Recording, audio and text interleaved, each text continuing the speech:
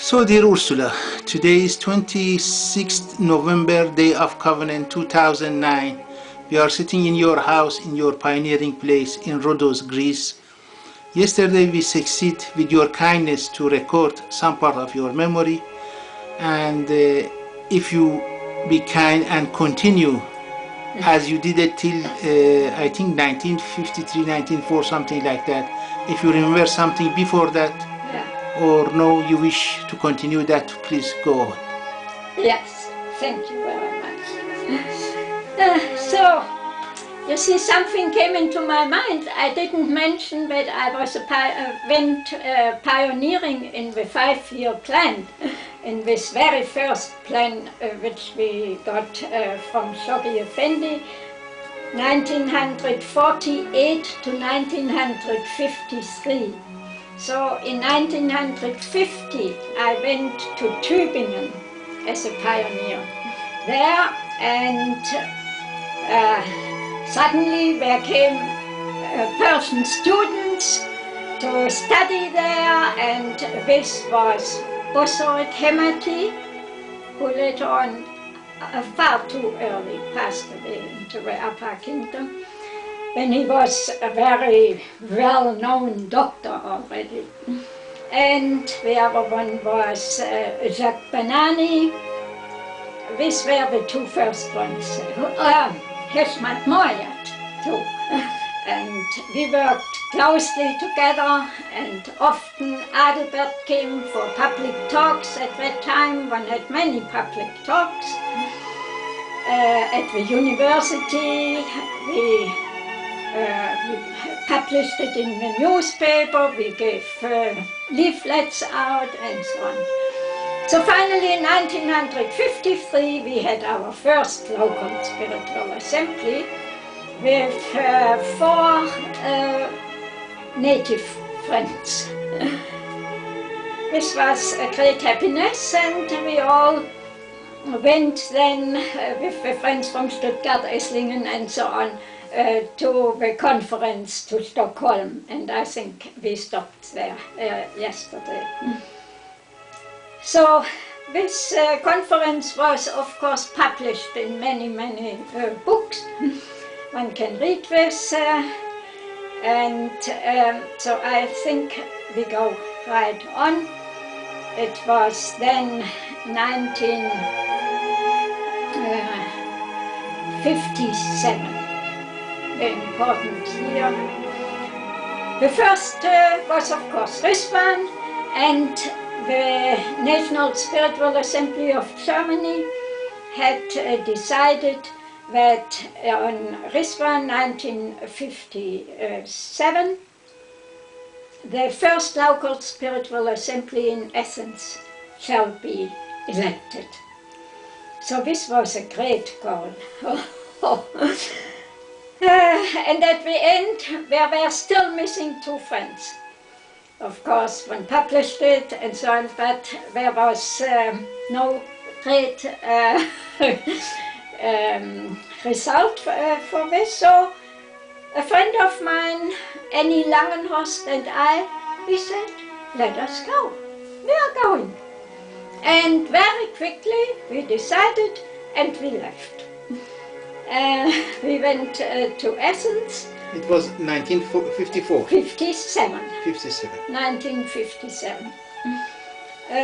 Now I had thought I am going forever there, and a big suitcase with lots of literature, of course. And so also Annie. And we arrived in Athens. We didn't really get off the train in Athens because, and we told the conductor, he came 2 times and said, Athena or Athena. And we said, we want to go to the main station of Athens. So he went on because we didn't get off. And so the train went to Piraeus. It wasn't very bad. The only thing was that the Bananis, Amin and Sheila and little Susan, were waiting on this station of Athens for us.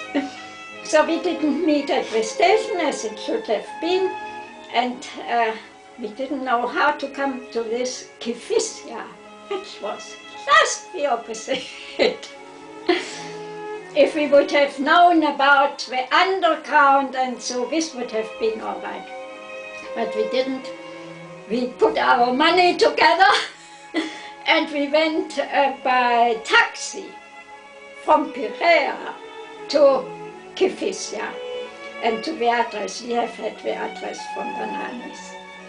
So finally we arrived there, and of course there was a lot of laughing about it and so on. Because we expected a big station, a real station. It was a little house. No, this was it, and then immediately we both tried to get a job. I went to different firms. We had the newspaper, of course, Bananis helped us a lot. And so finally, on the 9th day, I got a job at Mechanica AG in Athens. But I haven't had, of course, working permit. Which wasn't very most important for us at the beginning. It became later on a great important thing. Annie gave up looking for a job as a secretary, and she didn't get something either. So she was painting. She made many pictures and she tried to sell it, and she could sell quite some of it. So finally it came April the 21st and we all assembled in the house of Bananis in Kifissia. There the first local spiritual assembly was formed in 1957.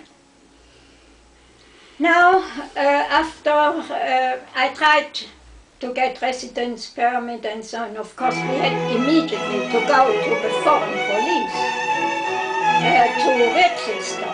And this we did together. We had to go to two different gentlemen, and they filled in the papers because it was all in Greek.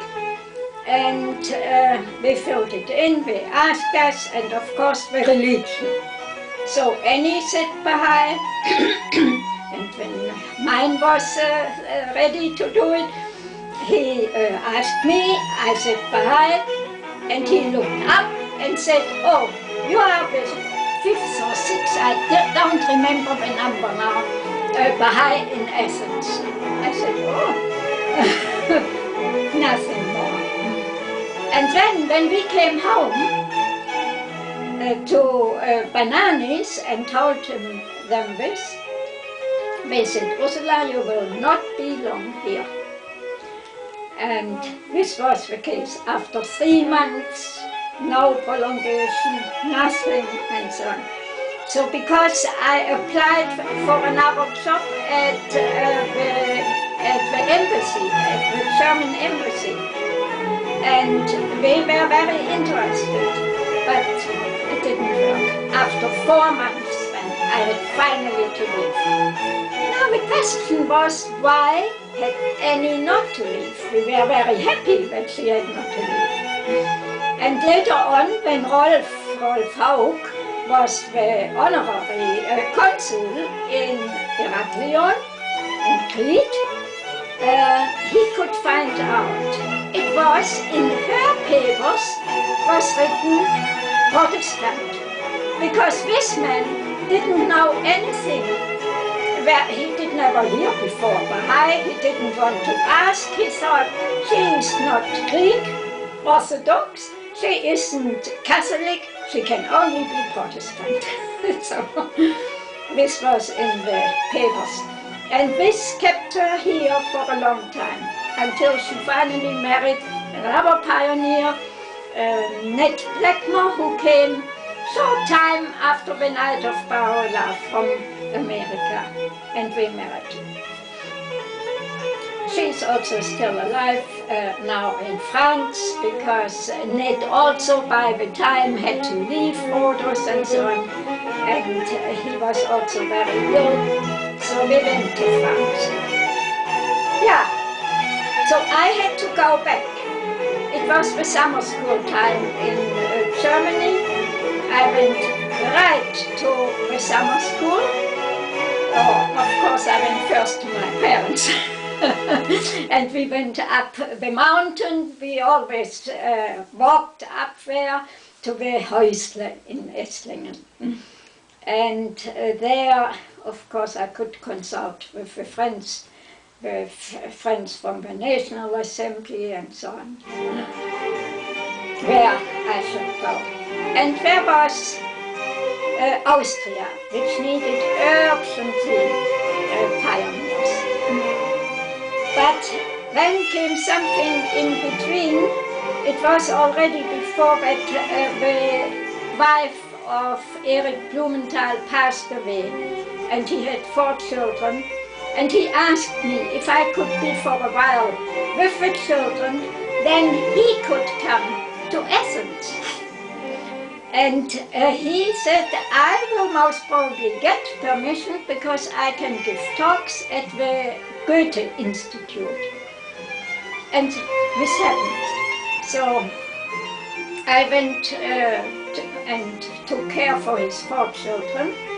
One of them was ill, so this went into a home, it's a Mongoloid child. And then there was Dorothy, there was Stefan and Davis. Stefan went for a while into boarding school to England, and then after 1 or 2 years he came back. And anyway, I was there until 1958. Erich went back and forth, had his praxis in Friedrichshafen. Oh no, again. Please go. Our electricity. Go ahead. Shall I go Yes, on? yes, yes. Yeah. So he went back and forth to Greece, to Athens, and in the meanwhile, when he came again, he had his praxis, his psychological praxis. So the time came, and I was thinking of going to Austria. What I was told already at the summer school, we need pioneers there. We spoke together, and Erich in the meanwhile also found Marianne, his second wife, who was a very good kindergarten teacher, and she really could do much better than I with the children. So this was very easy. Then I went to Austria and was there a long time. Even we married there. Adelbert and I. But this was when in 1965, much later. So in 1959, the first National Spiritual Assembly was established in Austria. Now, I have to go back again to 1957.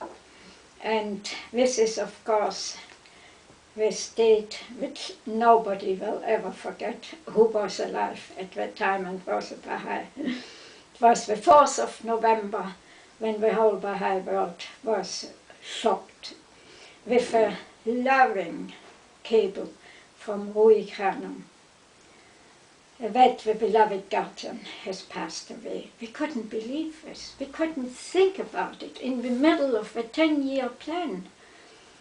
It was very, very difficult for everybody. But how it was for Rui Khanum, who knew exactly, immediately after, in spite of her blow which she got, she informed the friends. She wrote in the first cable immediately how important unity is, and that we are steadfast in the course now.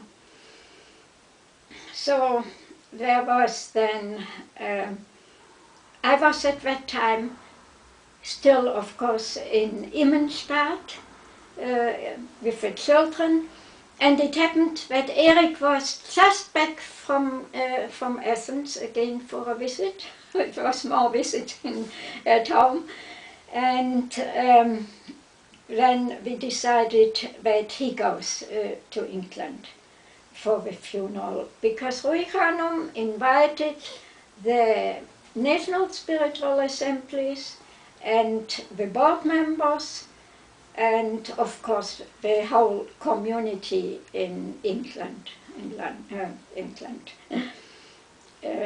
to attend the funeral. From the one can read this in this book again in Adelbert's, in the biography about Adelbert, how Adelbert heard about it, that Rui Khanum called him if he would be ready to wash the beloved guardian. Of course, this was before he even knew that the beloved guardian had passed away. And immediately, of course, he said, yeah, he came just home from the visits. You know, at that time the doctors made home visits, not as today, but you have to bring your sick persons. And of course he immediately said yes, and he packed his little suitcase and went. Together with Herman Grossman, we went to London. We arrived in the night, and we met in the Hazratul Rhodes. We met with dear Rui Khanum. And the other hands who were already there, especially Ugo Zakeri, who came from Italy, and Mr. Ayers, who came immediately from Haifa. And then Amelia Collins, she just had returned to Haifa. She wanted to be there when Shoghi Effendi arrives, to welcome them and so on.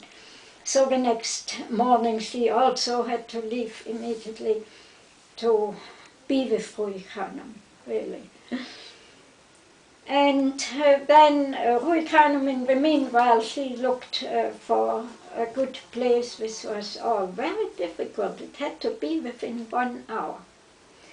We wanted first that the friends can say goodbye and bring their thanks to Shoghi Effendi in the Hazratul Rhodes, but this was not possible, because it would have been more than an hour first to the Hazratul Rhodes and then to the cemetery, because Shoghi Effendi passed away in the hotel, which was more on the line to the cemetery. So we went and looked for a place, and we found a beautiful one. Then there was this very moving thing that Rui Khanum had asked Adelbert to wash the beloved guardian and to do this last service for him. He wrote afterwards, and he said he cannot, still not speak about it. He wrote a letter, a small note about what he felt in this time. I am going to read this here, because this booklet, unfortunately, is not much known and not available at the moment, but it will most probably come out later again. This is about the passing of Shoghi Effendi. And many, many friends who came here asked me about this, about what Adelbert felt and so. So he wrote here, something new happened in me in that hour that I cannot even after a few days speak of. But I can mention the wisdom and love that I felt pour over me. in the room, which to worldly eyes would have appeared so different, there was a tremendous spiritual force, such as I have only felt it in my life in the holy shrines. My first impression was the contrast between the body left behind and the majestic transfigured face, a soul-stirring picture of a joyous victory of the eternal over the transient. My second impression was, as I prayed and thought and carefully did what I had to do, was that in this degree of consecration to the work of God, I should work all my life, and mankind should work 1,000 years in order to construct the kingdom on earth.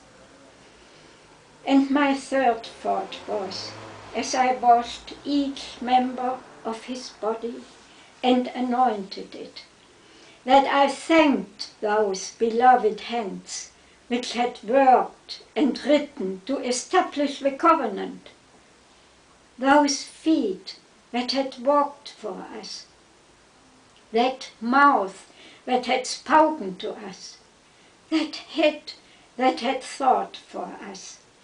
And I prayed and meditated and supplicated that in the short time left to me, the members of my body might hasten to follow in his path of service. And my last thought was of my own distress, because I felt how unworthy my hands were to anoint that blessed brow with attar of rose, as the masters of old were wont to do to their pupils. And yet, what privileges, what duties fall to us. The living, to watch our bodies past and mortal, be it ever so exalted. A great deal of mercy, love, and wisdom were hidden in this hour. And this letter he gave later on, a few days later, to Rohani. Yeah, so we work at home in the continent, in all the countries, started in a quite different way. But Rohani, again, was it, who had immediately the right thought what to do. The only way to keep this faith together was to call the hands of the cause to Haifa for a conclave, as it was called, still as it is called.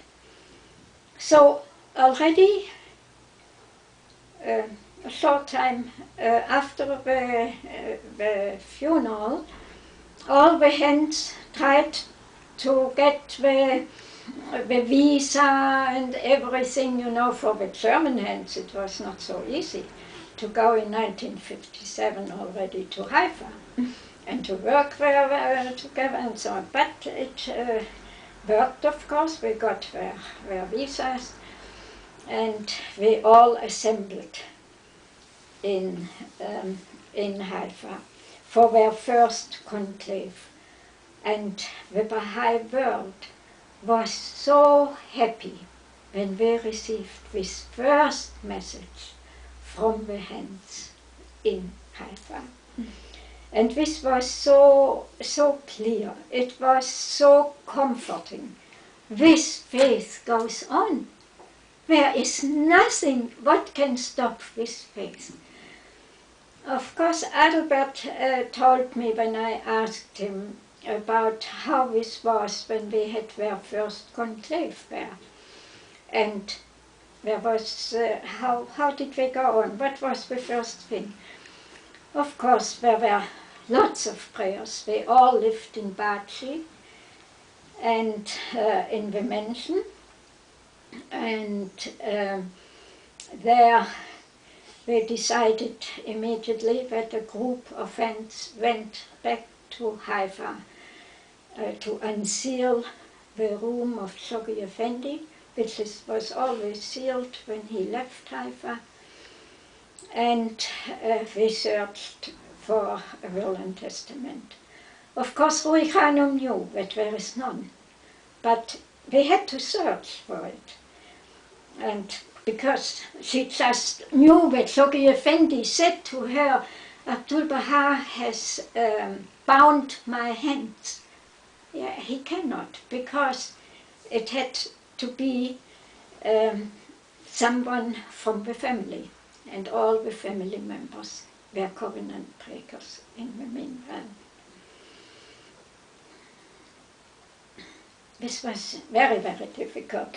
So Adelbert told me we were 5 who went, and the other 21 or 2 remained in Bahá'í, and some of them were on the balcony when we saw the friends from Haifa coming. Of course, we saw immediately at the way how they came heavy, with heavy steps and heavy heads, but there was nothing found. So this was very, very hard for the Hens, of course. And the Hens really met first time. They didn't meet each other before. Of course, the European Hens, they met each other, but we didn't know the other Hens from the other continents. We didn't know all the Persian Hens.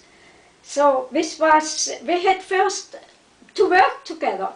And as Ruhi Khanum said, we had the feeling there were 2 different Bahá'í faiths, an Eastern and a Western one. It was also different.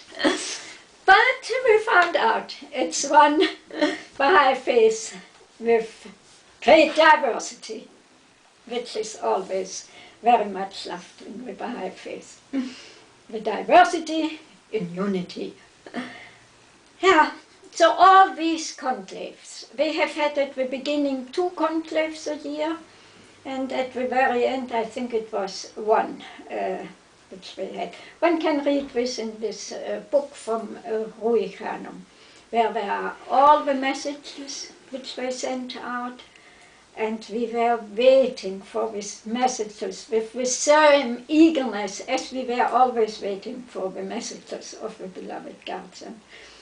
And these messages always were so comforting and so helpful in everything. And such a good guidance in any way. It were now the Hens who guided these national spiritual assemblies. They did it before, but under the great guidance of Shoghi Effendi. Now I go back, no, not back, I go forward to 1959. I was in Austria. We elected the first National Spiritual Assembly, and these were many pioneers, all, nearly all. I think we were all pioneers, yeah. And there are, of course, pictures in the Bahá'í World volumes, and where I was also a member there, and I became the secretary of this National Spiritual Assembly.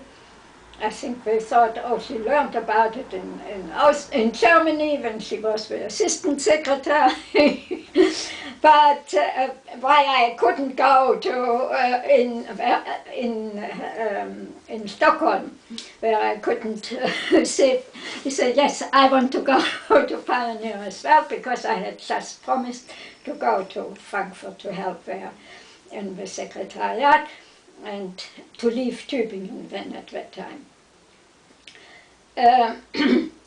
So I had then again with great pleasure to get the messages right when they come in. And this, you get so used to it, when you are always in a secretary's possession, that you get it very first hand and so on, and you are very, very, very excited about it. Call all the other friends, message came and so on. It was a very, very good time in Austria. I still would say, if I am asked, where do you want to pioneer now? I would say, doesn't Austria still need someone? I would like to go to Austria. This was certainly my favorite place. Now, yeah, we formed our, after we had formed our National Spiritual Assembly, we worked very hard to get our goals done. It was really hard. We were, of course, also not recognized at that time in Austria. We were working on this, but the only way was to be as an association recognized. And at that time, the Hands already said, no, don't do this. Because if you are once recognized as an association, you will have difficulties later on to be a religion. And this, I think, was a very important thing, because Austria now is recognized as religion. That's for instance, Germany still, isn't it? They are now recognized, but not in this way as we wanted. But the National Spiritual Assembly is the head of it here in Europe, and we all are under the head in Haifa, under the World Center. Yeah, then 1959, yeah, then came 1960. And there I wasn't so happy to be the first one who gets a message from a hand of the cross, Mason Remy, who claimed to be the second guardian. This was, the whole claim was very, I couldn't understand it. And I called all the other friends, and because I was working too, I was working during the day in the hospital, and I came home about at 6 o'clock and so on. I opened all my mail, and so there was this under this letter, and I spoke with all, and we immediately sent a cable to Haifa, the obedience of the National Spiritual Assembly, that we are waiting for more information of the Hands, and that we are obedient to the Hands, of course. And in the night, I remember I called then Anneliese Bob. She was at that time the secretary of the National Spiritual Assembly of Germany. She also said, yes, I also called all my the members and so on, and we said the same, and we also sent a cable. So there must have come one cable after the other. And it was a very hard time, because he also sent messages to individual friends. But it wasn't a great problem in Austria. The only problem was in Europe, really, in France, where some friends had problems with it. This can all be read, especially again in this book of Rui Granum, Ministry of the Custodians. That was 1960, and this was also the year where I had my first pilgrimage. I was collecting my money very carefully. I didn't go by streetcar anymore to the hospital. I was walking back and home, to the hospital and home. And one day I crossed the street in my thoughts completely somewhere, but not on the street. And when I was over the street, a policeman welcomed me and gave me a fine. Oh, I said, I'm sorry, I was quite somewhere to find. And I said, and I wanted to save my money because I have a big thing in front of me. I want to fly to Haifa. And we had quite a consultation about it, and he really didn't take the money. Yeah, so from there on I was more careful. So this was my first pilgrimage in Haifa, and at that time the hens were guiding the pilgrims. Oh, it was something very, very special. And the hens, it was John Ferraby at that time who went with us to, we were 9 pilgrims, a small group, not as today. And we were mixed with the Eastern pilgrims. And we went together to Bahá'í, and there was already no. Oh, excuse me. He had an accident then in the car with Charles Walcott. Yeah, there was one of the, it comes later again. Oh, I loved him so much, I still do it. Yeah, so this is, if you are over 80. I'm sorry, I'm very sorry, especially for him. And he told us where we can sleep, and he said, Shireen Foster, and Ursula, you're going to this room, and you're going to that room, and so on. So Shireen Foster and I, we were in this room together, but our dear Shireen, she told me, Ursula, you can have the room alone for you tonight. I said, oh no, we can be in the shrine only till 9 o'clock, and she said, yes, I know. But she was more often in Haifa, she knew exactly, and so on. And she was much longer, she had the key, but in the morning at 4 o'clock, she came, and she said, Ursula, you can go now. For me, the spirit is too strong. I can't stand there anymore. And so I said, Shireen, I'm waiting until 6 o'clock. The shrine will be opened officially. And but we could be the whole night in the room of Bahá'í where he passed away. We could be in all the rooms. It was something very, very special. So then, dear Shireen, of course, she was looking in this group of 9.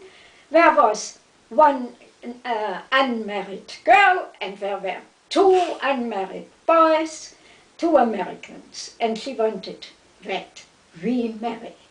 And there must be a marriage. When we visited the house of Adelbert, she said, here is the wedding room, and here you should find. And I told her, dear Shireen, we are looking for our own spouses in the West. And she said, yes, but look where the most divorces are. And Bahá'í doesn't like divorce, you know this. I said, yes, and I have not in mind if I marry to divorce, I marry them. And she said, come on, and we had a lot of laughing about it, because we were all 3 of the same opinion. We choose our own spouses. And we met later on again in 1963 at the big conference in London. One was still not married, and this was me. Yeah. So this was my first pilgrimage, with also Mr. Hakim. Dr. Hakim was very often with us pilgrims and told us stories of early times and so on. And of course, Fujikia and all these wonderful people. Then I went back with with energy from Haifa, and that we will have to win our goals in Austria. It was very, very difficult to win them, but we finally did, with pioneers and with what always came together. We had 5 local spiritual assemblies at that time. And the last one was Linz, where came the friends Dr. Ahmed Zadeh and his wife Helga, who is still a very close friend of mine, and her sister. And we came to form this, to help to form this local spiritual assembly in Linz. So everything happened very well. That was 1963, but it was in 1959 that the heads of the course from one of their conclave sent a letter to all the national spiritual assemblies that in 1961 the International Bahá'í Council has to be elected. This was appointed by Shoghi Effendi, and Shoghi Effendi at that time said it is the forerunner of the Universal House of Justice. So now the first international election had to take place on Rizwan 1961. This was a great excitement for the National Assemblies. Of course, this was by letter. And I'm sure many of the friends went through all the messages again of Shoghi Effendi and so on, and of the house, hands and so on.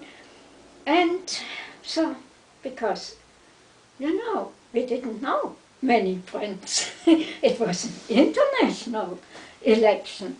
So therefore we studied everybody by herself, himself, and so on. And of course there fell some names into our memory again. And after we had the election in a meeting then, of course silent, no word and so on about it, and was all sealed, and the letter for Haifa ready to be posted and brought to the post office. And then when I met again Dr. Varga, we were thinking about it, what will be coming out of this important election. And he and I, we both at the same time had the same idea. One member certainly will be in. And this will be Ali Naqshbandi, because we noticed that his name was very often mentioned in the messages and so on. But this was the way how one elected at that time. One prayed, one looked for a long time. These were nearly 1.5 years, or nearly 2 years, that one can prepare, if you are at that time then still in the National Assembly. And so it always worked with you. So this first elected International Bahá'í Council was established in 1961. And then there came soon the invitation for the first international convention for the members who were elected in 1962.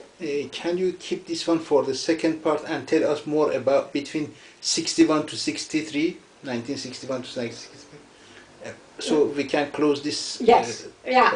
It was that, you know, one wrote to the hands and then told them, here it is a difficulty, we don't come on, we have something stocks were in the teaching work and in publication. We had to do many things which had all to be done from a handful of friends, really. We were 5 local spiritual assemblies and there were not many friends around it. There was no cluster and thing where other friends were living. It were this 5 times 9.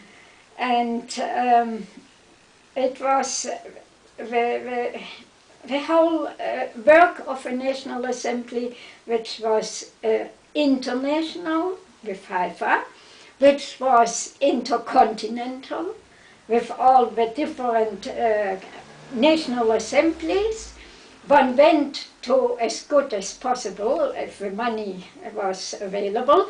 One went to different schools. One had to organize winter school, one had to organize summer school, one had even schools at Easter, and one had schools in between summer and winter. One had many deepenings and deepenings. Because for the 10-year plan, of course, this was given by Shoghi Effendi, but this plan was on the fundament of Will and Testament of Abdul Baha. This we have had in German, but it was also founded on the Carmel tablet. It was on the Divine Plan tablets. They were not translated. So all this had first to be done together with Germany. And we worked very closely together, Germany and Austria, with schools, with translations, with all these kind of things. And we always asked for teachers from here, from this country, from that country, and so on.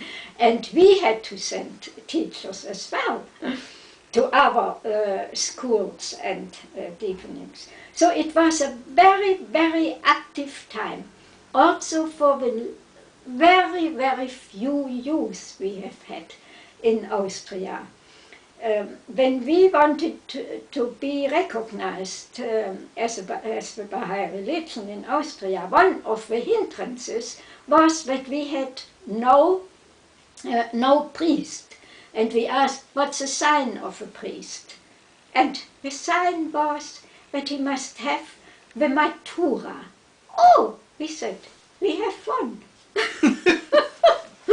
That was Roland Philipp. He had the Matura. He was still youth, but he would soon become 21 and so on. So we thought already, oh, soon we will get it. It wasn't so. Then there was another, that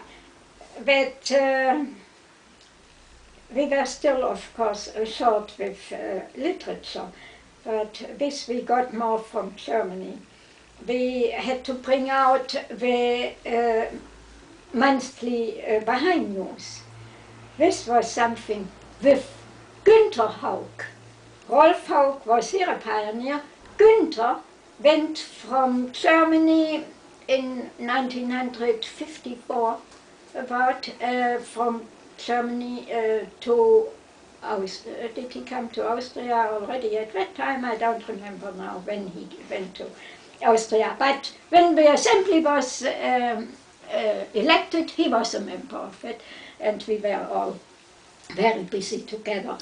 He was working the whole day, I was working the whole day, so we met each other in the evening, most of the time for dinner. We made something in the Hasratul Quds, and we were eating, and then we did the Bahá'í news, and this was often the whole night through, because you had to copy it, and then to put it together and so on. First to write it on these schablons, this was very, very modern at that time, wax schablons, and you had to correct it with another thing on top of it. It was something. And he did then, as long as I wrote one, he copied it. In any way, it was a very active, very nice time together, working always for the faith. This was very natural. Our whole life was the faith. And yeah, then what else was in between? It was the meetings, of course, when from all 5 assemblies the members came. Oh, there were great names in our assembly. Of course, Dr. Mehdi Varga, which is the brother of the 2 hands, the son of hand of the cause, who passed away in Tübingen and is buried in Stuttgart, and from Dr. The brother of the yeah, the brother of Mehdi, the hand of the cause, the last hand who passed away. And he was one member of the National Assembly, and Marcia Gale, who was, of course, very well known in the whole world, and 2 other Americans, Mrs. Brown, Eunice Brown, not Eunice, Eugene, I think she was, yeah, there is also Eunice Brown, but, and Mattison, and so, and from Germany, it was the friend of Adelbert from childhood on, Johanna von Bertern. She was a pioneer at that time in Austria as well. And yeah, Lily Herman from America. Really, we had a very, very wonderful National Spiritual Assembly. Very harmonious, very different we were. Masoud Berchis was... do you know what was happening in those days in Greece? In Greece, no, I don't know much about this. This was under the so-called ELA, anti-ELA, European Teaching Committee, and this was in Germany. But I know that Adelbert and Eric always went to Greece. You see, Adelbert, when he went to the conclaves, which were 2 times at the beginning in a year, and then one time, he always went by train. Today we make everything by plane. At that time we used the train, not because there was no plane, it was much cheaper, one of the reasons, and the other reason was that he could get off in all these countries, going from Germany through the Balkan to Greece, and then from Greece he flew to Haifa. He could have had it very comfortable from Germany. No, we didn't do this. He got up everywhere in this, through Yugoslavia. He always visited the Esperantists. And so also in Greece and in Thessaloniki, he went off and he had the address of a bus driver, and he wanted to go to this address. So he went into a bus and asked, which bus do I have to take? I have to go to this address, which was an Esperantist. And it happened he was it. Many things like this happened to him, to Adelbert. He was it, and he wanted to know, what do you want with this person and so on. And he became a Bahá'í, and he still is a Bahá'í. He isn't very active, but he still is a Bahá'í. Now, I'm looking for the name. But the Friends have still contact with him. How about other European Other European countries? Germany, United Kingdom or something like that? Yeah. No, I can't say much. Of course, I was I went to England because when you know you are perhaps elected, because there are nobody. There are so few people who will be elected and so on. You go to different summer schools, for instance. I went to England, and there I had the great joy to be at a summer school where Adelbert gave talks, not only daily talks, but also his well-known night talks about the history, and so very wonderful time. I know one thing, that one of the national spiritual assemblies did something that was not mentioned in the plan at that time from Sobi Effendi, and we succeeded with, we did it, and we wrote to the National Spiritual Assembly, or we wanted to do this and so on, and we wrote to the hands, and or most probably we found it in the minutes. In any way, the hands said, you can go on with it. You started, you can go on with it, but this is, please, the only thing what should be done outside of the goals which Sobi Effendi gave us, because this is the divine guidance. The divine guidance stops in 1963 if we do not have a universal house of justice. The universal house of justice must be elected by as many as possible national spiritual assemblies. For this we have to separate first these many regional national spiritual assemblies. For instance, the Scandinavian, the Iberian, the Italo-Swiss, and so on, and the Austrian, the Germany and Austria, and the Luxembourg and Belgium, and so on. There were many national spiritual assemblies, still regional national assemblies. And they had to be separated, so this was a lot of work for the hands especially. And we were really running around. Because of the language, Dr. Grossman was asked by the hands in Haifa to go to South America, because he came from South America, he was born in South America. And they also have had only these regional assemblies. It was in Africa, only regional assemblies. All these have to be independent national spiritual assemblies. Therefore, it was a lot of teaching work to get new believers in. This was so important. Not only, but it's only, not with pioneers. Pioneers were very, very important, but really we had to get native believers. And this was the difficulty. Therefore, one had to have always in the different places, you had lots of public talks to give at that time. In this way, we got new contacts.